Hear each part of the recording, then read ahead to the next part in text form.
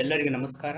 ನಾನು ಸಚಿನ್. 28 ಆಗಸ್ಟ್ 2024 ಇದು ನನ್ನ 30 ದಿನದ ಡೇ ಟ್ರೇಡಿಂಗ್ ಚಾಲೆಂಜಿನ 12ನೇ ದಿನ.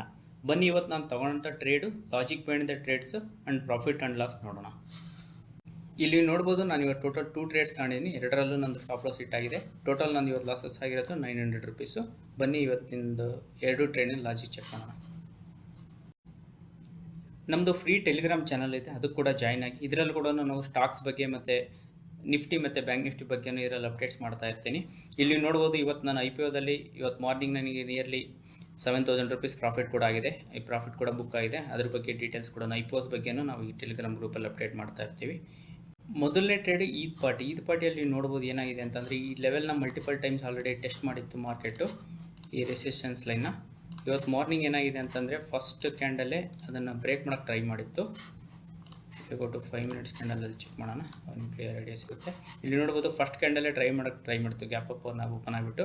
ಬಟ್ ಇದು ಫೇಲ್ ಆಗಿ ಒಂದು ರೆಡ್ ಕ್ಯಾಂಡಲ್ ಆಗಿ ಮಾಡ್ತು. ನಾನು ಇನ್ನೂ ವೆಯ್ಟ್ ಮಾಡ್ತಾ ಇದ್ದೆ. ಅದು ನೆಕ್ಸ್ಟ್ ಕ್ಯಾಂಡಲ್ ಒಂದು ಬುಲ್ಲಿಶ್ ಕ್ಯಾಂಡಲ್ ಮಾಡ್ತು. ಅದರ ನಂತರ ಇದರ ಈಗ ನಾನು ಎಂಟ್ರಿ ಕೊಟ್ಟಿದ್ದೆ. ಅದರ ಲೋ ನನ್ನ ಸ್ಟಾಪ್ ಲಾಸ್ ಆಗಿತ್ತು. ಅದರ ನೆಕ್ಸ್ಟ್ ಮಾರ್ಕೆಟ್ ರಿವರ್ಸ್ ಬಂದಾಗ ನಂದು ಇಲ್ಲಿ ಸ್ಟಾಪ್ ಲಾಸ್ ಹಿಟ್ ಆಗಿಬಿಟ್ಟು ಇದರಲ್ಲಿ ನನಗೆ ಒಂದು 500 ರುಪೀಸ್ ಲಾಸ್ ಆಗಿದೆ. ಬನ್ನಿ ನಾನು ನೆಕ್ಸ್ಟ್ ಟ್ರೇಡ್ ನೋಡೋಣ. ಏರ್ಟೆಲ್, ಇದರಲ್ಲೂ ನೋಡ್ಬೋದು ಇಲ್ಲೊಂದು ರೆಸಿಸ್ಟೆನ್ಸ್ ಲೈನ್ ಇದೆ. ಆಮೇಲೆ ನಾನು ನಿನ್ನೆ ನೈಟೇ ಒಂದು ಚೆಕ್ ಮಾಡಿದ್ದೆ, ಇದರಲ್ಲಿ ಆಪ್ಷನ್ ಚೈನ್ ಕೂಡ ನನಗೆ ಬುಲ್ಲಿಶಾಗಿ ತೋರಿಸ್ತಾ ಇತ್ತು.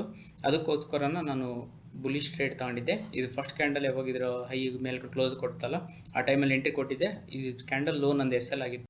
ಬಟ್ ಇವತ್ತು ಮಾರ್ಕೆಟಲ್ಲಿ ಏನಾಯ್ತು ಅಂತಂದರೆ, ಮಾರ್ನಿಂಗ್ ಅರೌಂಡ್ 9:30 ಟೈಮಲ್ಲಿ ಸಡನ್ನಾಗಿ ಒಂದು ಬಿಗ್ ಫಾಲ್ ಆಗಿತ್ತು.